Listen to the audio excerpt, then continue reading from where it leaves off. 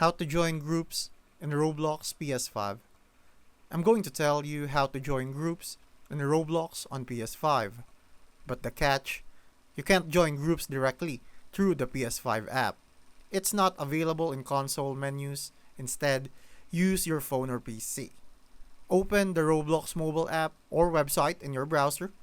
Log in with the same account you use on PS5, then head to the groups page and hit join group there. Make sure you haven't reached the group limit. Roblox caps how many you can be in. So if the join button isn't showing up, try leaving a group or two to free up space. Once you're successful, join the group on your phone or browser, switch back to your PS5 and restart Roblox.